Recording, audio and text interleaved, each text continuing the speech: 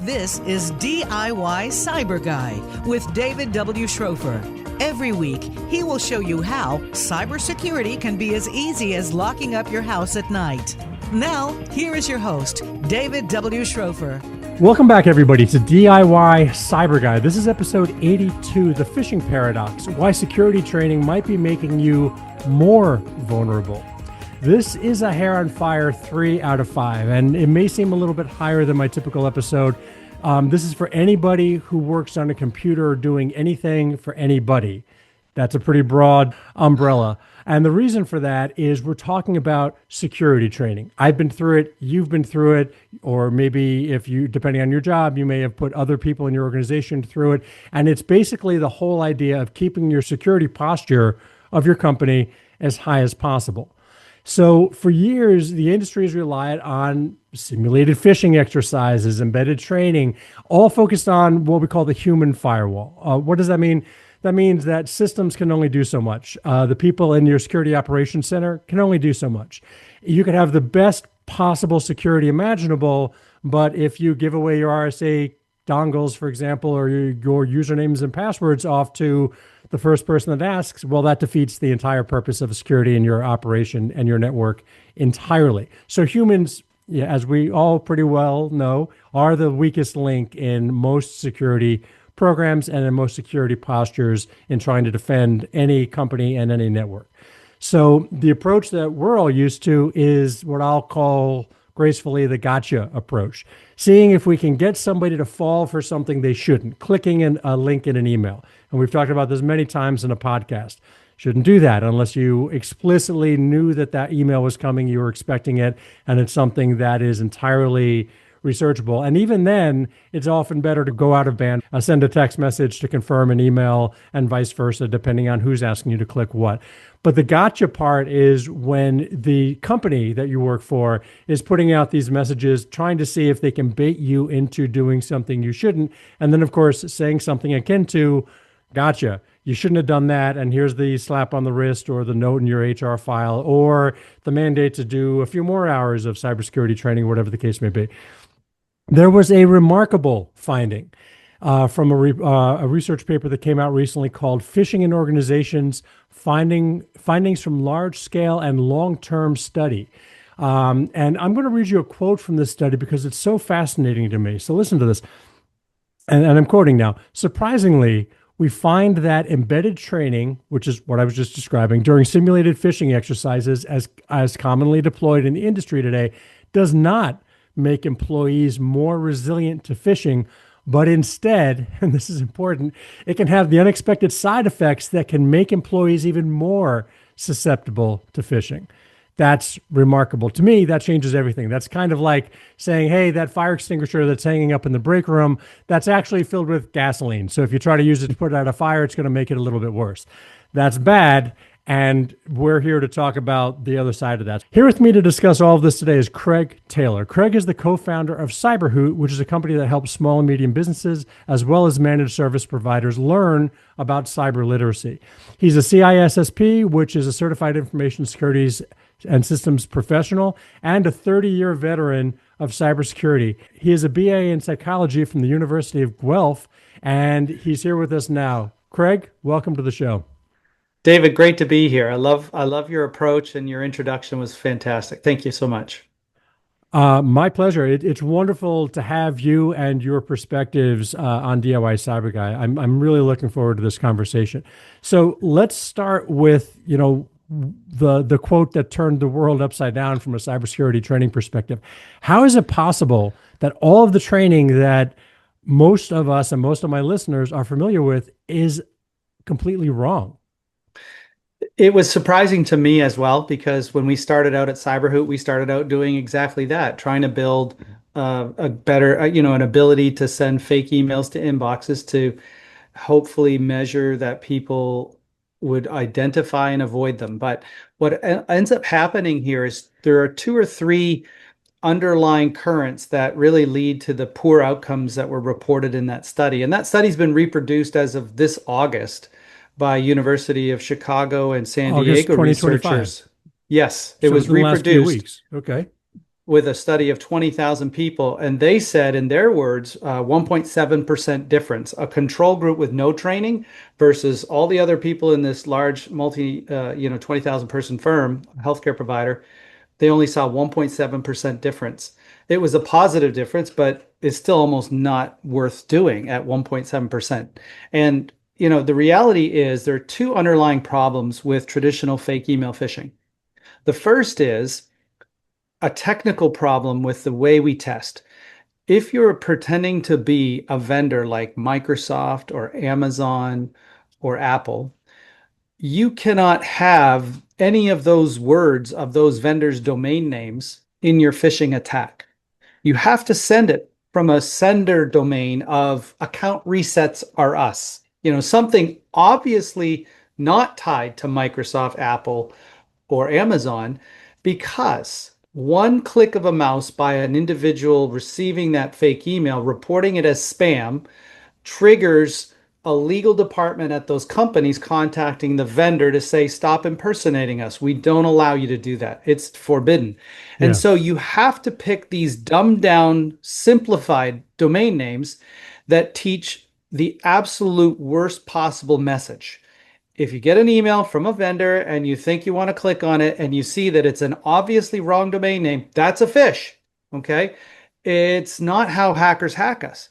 Hmm. Hackers will take the M in Microsoft, Amazon, and turn it into an R and an N, and then register a domain name for a week or two. Of course, it will be reported and it will be taken down quickly.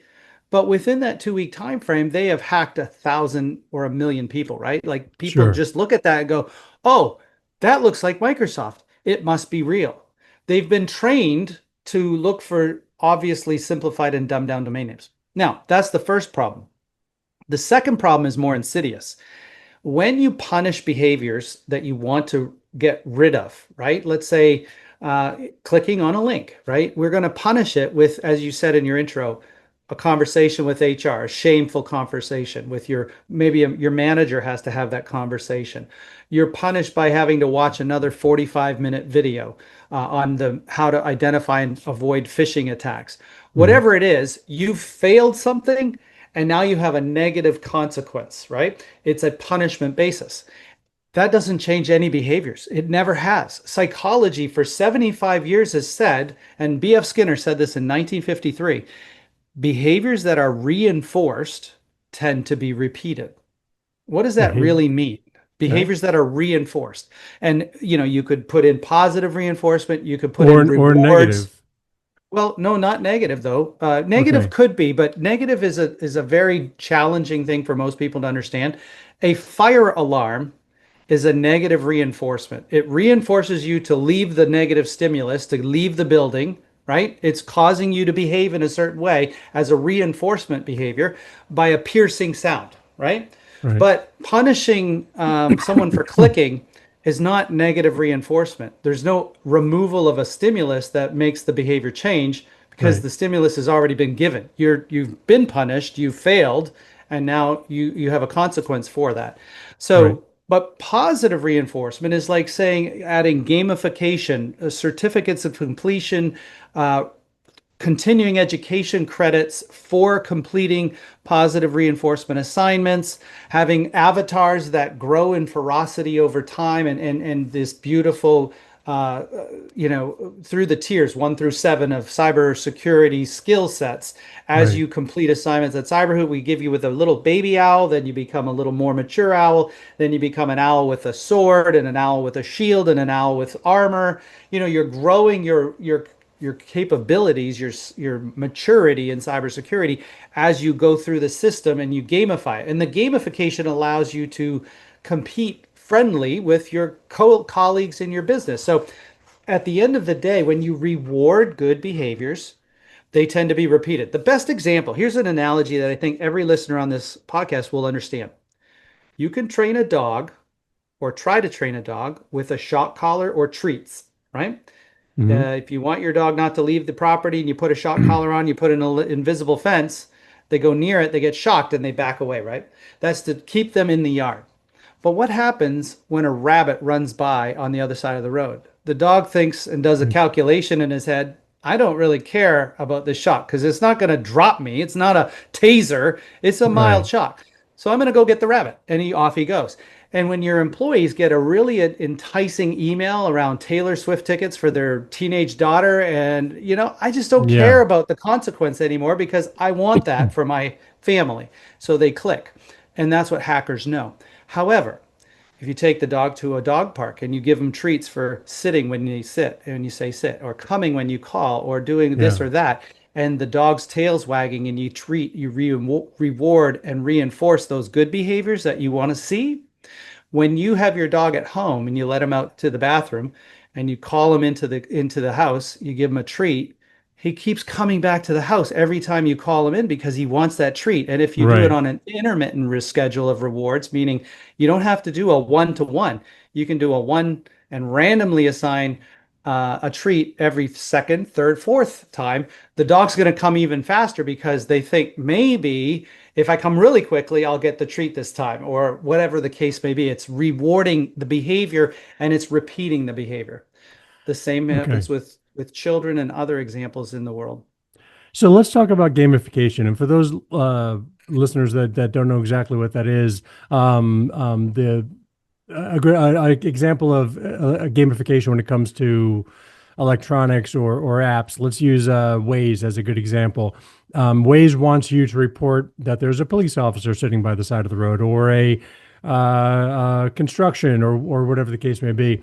And from day one, your motivation for doing that is you start off with a badge, an innocuous beginner badge, and the more you report, and the more that others say, "Yep, that hazard was there, that officer was there," the more your status goes up. So it's basically just increasing the status, but it becomes like a little bit of a game, and that's why they call it gamification. For those of you who didn't know what that term meant, so at CyberHoot, and for my listeners, CyberHoot is not a sponsor. I'm just that fascinated with their approach that I'm having their CEO and their co-founder on as a guest because I want to explore this positive reinforcement idea as opposed to what we've all lived and breathed for so long, which is negative reinforcement of Mhm. cybersecurity behavior.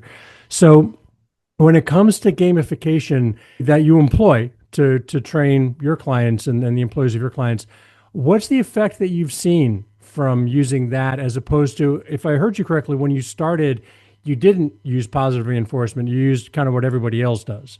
When we tried to support the fake email phishing tests that would be sent, the gotcha approach, Yeah. it broke all the time, and it not in our system, it broke in the delivery mechanisms of the world.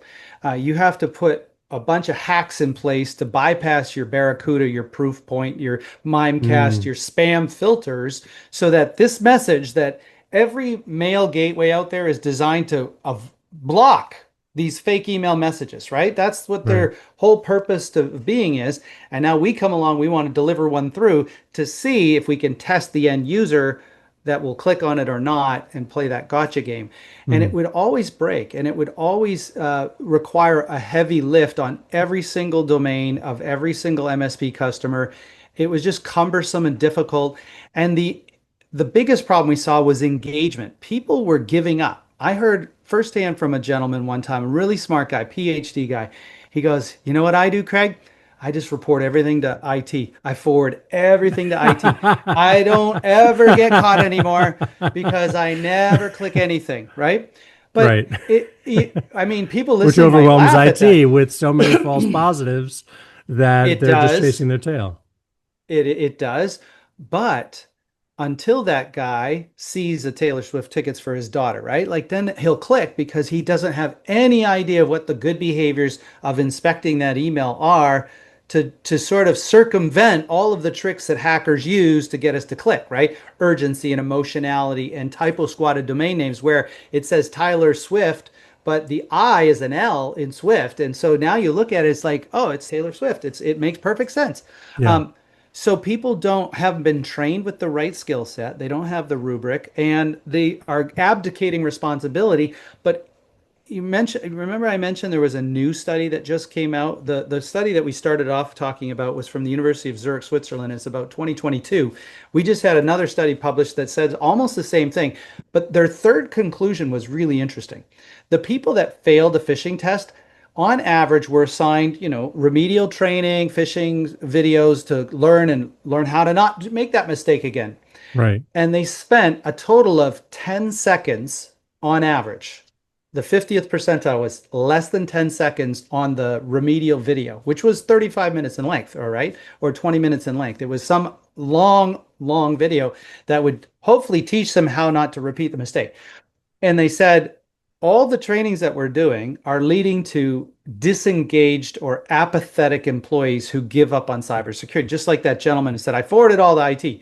Right. What we find in CyberHoot with our Hootfish phishing simulation, where you have to go through and there's 6 or 7 questions in a wizard-driven approach that asks you, is this sender safe or suspicious? And what is suspicious is these things called typo squatted domain names, where an A or an I replaces an L, or a zero for an O, or an M turned into an R and N, or a period in the wrong place. And we explain all that, but you Yep. have to pass this test in order to finish the exercise. It's an assignment.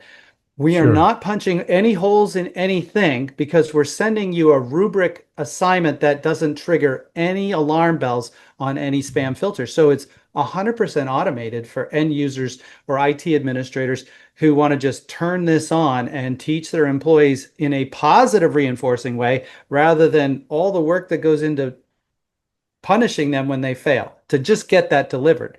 So it's a Right. lot easier from an administrative standpoint. But it teaches the rubric of the sender and the subject and the greeting and the spelling quality and punctuation and the urgency and emotionality that hackers know.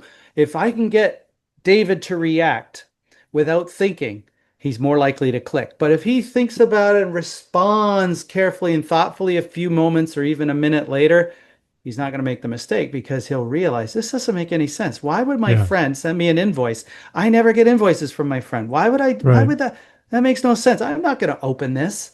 Right. It's a phishing attack. So the positive reinforcement and muscle memory and repeated behaviors, we see a lot of high engagement and high compliance in our platform. So I regularly see 100% in many companies, not all. There are plenty of I could go find companies that are in 20 and 30% range.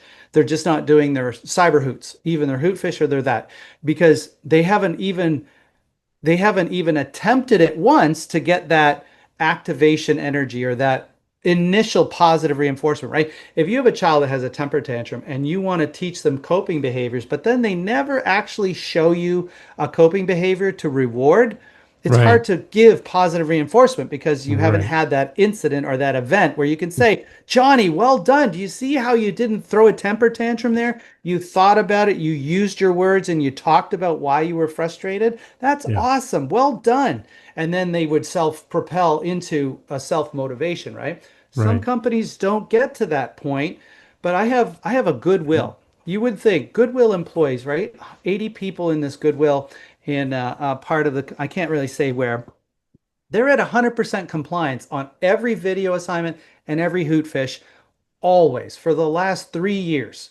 And they're all in. I come to find out an MSP says we went to a customer site and people have printed their certificates out and pasted them all around their office cubicles as a sign of a badge of honor that they're getting, all these assignments done and they're becoming more cyber secure and cyber smart. So it actually has a positive effect on engagement. That's the biggest thing that we're seeing with the positive reinforcement is people aren't checking out. They're not giving up. They're saying, "Hey, actually, you know what, David? I think I can understand this. That guy with a PhD, he should have been able to understand phishing if he was ever taught properly how to Right. spot these things. But he gave up. He said, screw it. I'm just sending everything to IT. I'm not going to get shamed one more time. I don't have time for that. So it's the two problems that we solve are the engagement issue and the realism of what we face in the real world attacks we face with typo squatted domain names and the accuracy of the simulations that we're receiving. That's just not possible in traditional fake email phishing. And the evidence of that. So think about this. Everybody take a step back from your computer and just say, if what we've been doing for 20 plus years on phishing training has been working, why is there a breach every single day in the news? Right. The universe, Right. St. Paul, Minnesota called out the National Guard and the FBI 2 weeks ago because their entire city was down, right? And I'll tell you this too. Cybercrime reporting of ransomware events and these breaches that are happening are like mental illness. No one tells anybody about it. When it happens to you, only about 20% of the attacks that are successful are reported to the authorities or become newsworthy or anyone hears about. 80% are under the waterline. No one talks about it. They just try to quietly recover and not embarrass them. It's huge. It's the third largest economy in the world. If you look at GDP last year, Sure. was cybercrime. That's a very sobering statistic. So what we're Yeah. doing is clearly not working, right? So Yeah. what's the definition of insanity, right, David? Doing the Trying same the thing over same and over thing. again and expecting a different result, right? Yeah. And so the news Interesting. is our guide. Interesting. And I started my career as an analyst, so I'm always looking for stats. And that was Hmm. a very interesting one that basically cybercrime is the third largest industry behind the economy of the United States and the economy of China, which is a Yep. interesting statement. And for my listeners, I'm going to try to find the source of that and get it up on the website at DIY Cyber Guy. But from a statistical standpoint, is there evidence that actual breaches, the actual bad guys, the actual phishing emails don't get responded to as much using a positive reinforcement method versus a negative reinforcement method? We have anecdotal evidence from the MSPs that we work with, right? We Okay, had a that study of one counts. MSP that had 50 clients, and over a 3-year period, they enrolled 40 clients into the platform. Of the 40 clients, not one left the MSP. They all renewed their annual agreement. There were no major security breaches in those 40 clients over 2 years. There was two or three minor ones, right? But nothing, not a ransomware event, not a wire fraud event. There might have been a business email compromise, something like that, but minor in nature, and Okay, quickly identified and remediated. And the 10 that refused any awareness training and phishing simulations with their staff, two had major security breaches, and two others, it's weird how they didn't actually overlap, but two left the MSP, did not renew their MSP agreement or renew year after year after year. And two others that actually stayed on had two major security breaches, a ransomware event in both cases. But this is an N of one. So anecdotally, yeah, we have loads and loads of evidence. I talk to MSPs every day, David, and they say the number of emails they get asking, "Hey, is Craig, is this a phishing attack? Because I'm not sure," go from like overwhelming amounts down to very little trickles after a few months of the CyberHoot Hootfish exercise, that sort of thing. So again, it's only anecdotal. However, we have an IRB approved study going on right now. What IRB is, Internal Review Board approved. There's an ethics committee at every university that has to say, yes, you can do that study because you're not going to harm the psyche of any of the participants, right? You're not going right, to cause harm. So you have to right. get this IRB approval to do a study.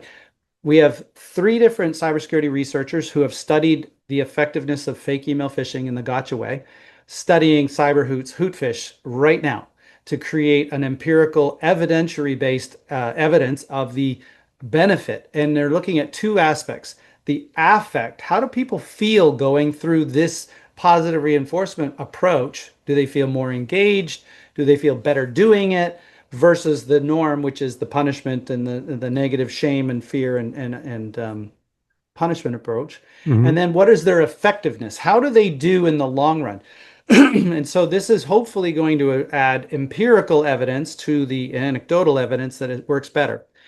But I think everyone listening to this can logically connect the dots. If you train a dog with a shock collar versus a treats, how Yeah, does the dog behave in the long run? The sure. dog's wagging his tail, says, "Take me to the dog park because I want to go," when it's treats. And he's shutting down and he's cowering in a corner when you put a shock collar or pull the shock collar out. If you do a child and you're a parent and you scold a tantrum and you say, "Grow up and stop being such a baby," versus "Talk about your feelings with me. Tell me what happened just there. You were really upset. And if you can tell me about it, maybe we can work out a better way to behave in the future." Well, that's good parenting. And you're going to have a well adjusted child in the outcome from the positive reinforcement of the good behaviors once you Right. see them, right? Right. So apply that to cybersecurity.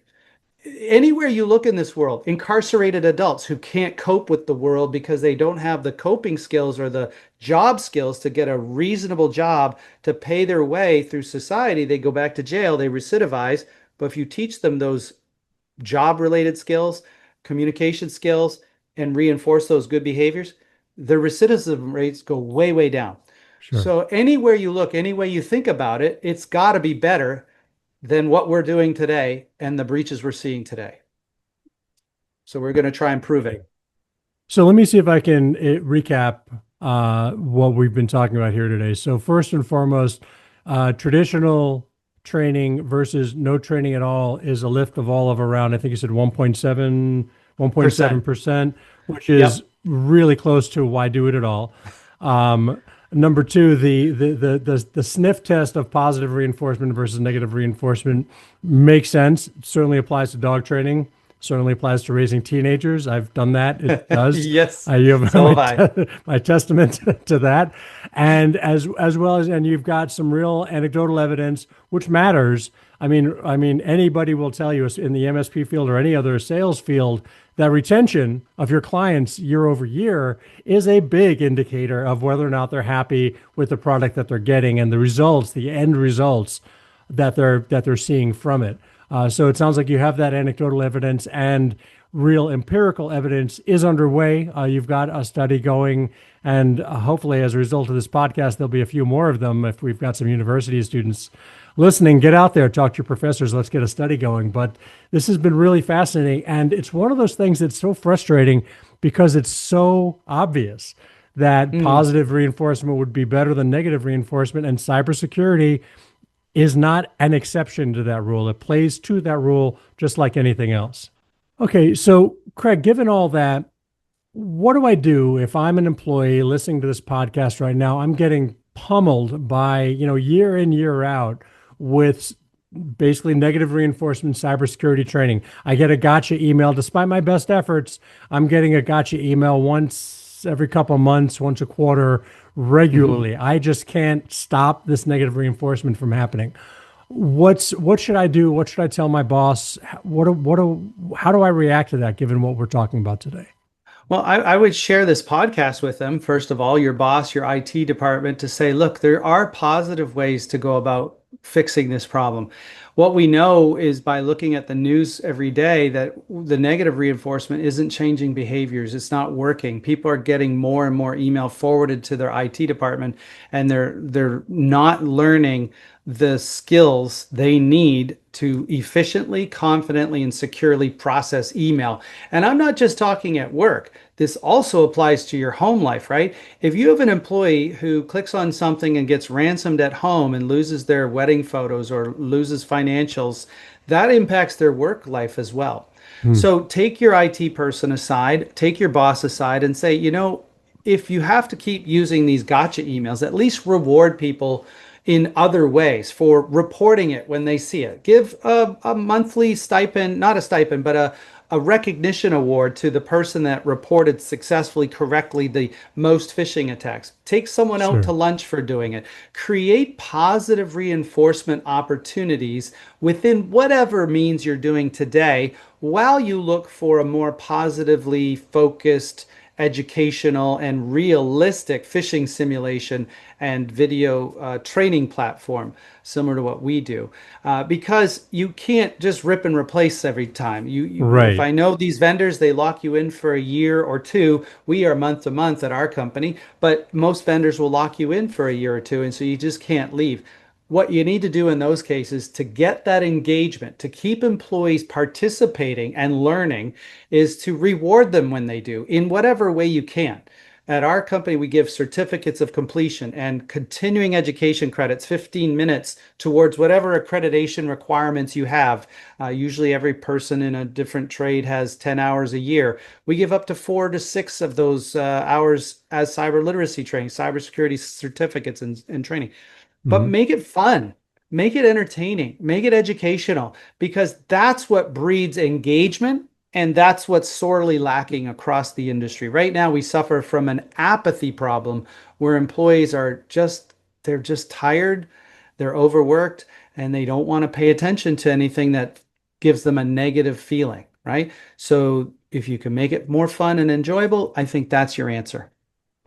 So I never thought I would focus on the word fun or gamification or anything of the sort in the discussion about cybersecurity, but you have squarely convinced me that it is an important factor for this, and really everything else where you're trying to either mold or guide or change behavior of any group. It works in other areas, from your pets to your teenagers to your employees. Not to draw any equivalency there for those for those people who just opened up their email to write me an angry message. No, that's not what I'm saying. It's changing behavior is what this is about. Yes. I love it that you had a psychology degree to ground yourself in some of these and some of these basic principles that guide exactly how you're doing what you're doing at CyberHoot today. Craig, it's been fantastic having you on the podcast. Where can people find out more about what you do? CyberHoot.com is our website. You can email sales@cyberhoot.com or visit the website and sign up for a free 30-day trial. You can also learn more or subscribe to a newsletter that we have, which is cyberhoot.com/newsletters. We have a weekly blog where we cover emerging threats. You can go to cyberhoot.com/blog. And then for anyone listening to this that might want to give it a try, we have two choices for you. If you're an individual, we give CyberHoot away for free to individuals. So even a CEO of a company could subscribe just to try it out. And if you enjoy the positive reinforcement, then tell your IT person, hey, go take a look at CyberHoot, and maybe you can hire us for everybody. But it's free for you at cyberhoot.com/individuals with an S. Okay.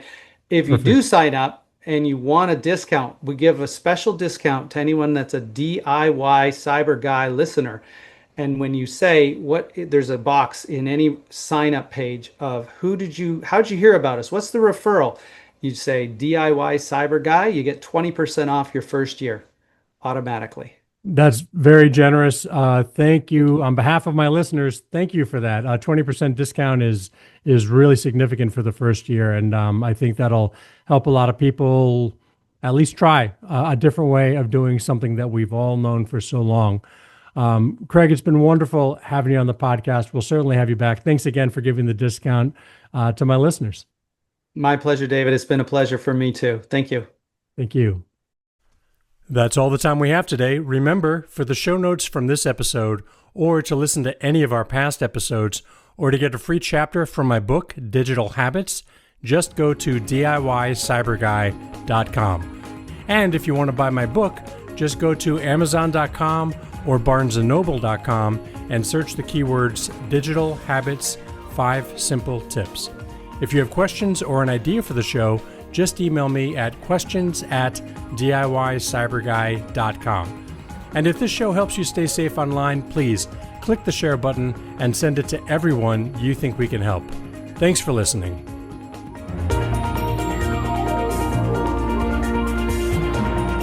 Thank you for listening to DIY Cyber Guy.